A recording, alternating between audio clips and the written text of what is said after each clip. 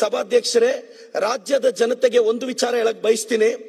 ಇತ್ತೀಚಿನ ದಿನಗಳಲ್ಲಿ ಎಲ್ಲರೂ ಅನ್ಕೊಂತಾ ಇದ್ದಾರೆ ಬಿಗ್ ಬಾಸ್ ವಿನ್ನರ್ ಗಿಲ್ಲಿ ಅಂತ.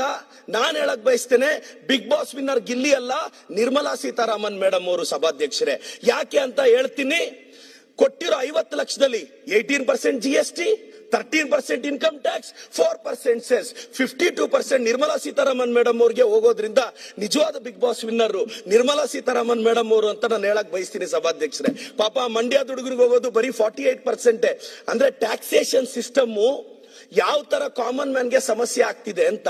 ಸಭಾಧ್ಯಕ್ಷರೇ, Mahatma Gandhi national rural employment guarantee act, ಇದ್ರಲ್ಲಿ ನಾವೇನ್ ಹೇಳಿದ್ವಿ, ಮೊದಲು 90-10 ರೇಷಿಯೋದಲ್ಲಿ ಇತ್ತು. 90% ಸೆಂಟ್ರಲ್ ಗವರ್ಮೆಂಟ್, 10% ಸ್ಟೇಟ್. ಇವತ್ತು ನಾರ್ತ್ ಈಸ್ಟ್ಗೆ ಆ ರೂಲ್ ಅಪ್ಲೈ ಆಗ್ತಿಲ್ಲ. ಇವತ್ತು ಬರೀ ಕರ್ನಾಟಕಕ್ಕೆ, ಸದರ್ನ್ ಸ್ಟೇಟ್ಸ್ಗೆ, ಸೌತ್ ವರ್ಸಸ್ ನಾರ್ತ್ ತರ ಆಗೋಗಿದೆ. ಇವತ್ತು 60-40% ತಂದಿದ್ದಾರೆ. ಇವತ್ತು ಸ್ಟೇಟ್ ಮೇಲೆ ಹೊರೆ ಜಾಸ್ತಿ ಆಗ್ತಿದೆ, ಫೈನಾನ್ಷಿಯಲ್ ಬರ್ಡನ್ ಜಾಸ್ತಿ ಆಗ್ತಿದೆ. ಇದ್ರ ಬಗ್ಗೆ ಓದಿ ರಾಜ್ಯಪಾಲರೇ ಅಂತ ಕೇಳಿದ್ವಿ. ಅವರು ಓದಿದ್ದಾರೆ ಎನ್ನಲಾಗಿ ನಾವು ಭಾವಿಸ್ತಾ ಇದೀವಿ.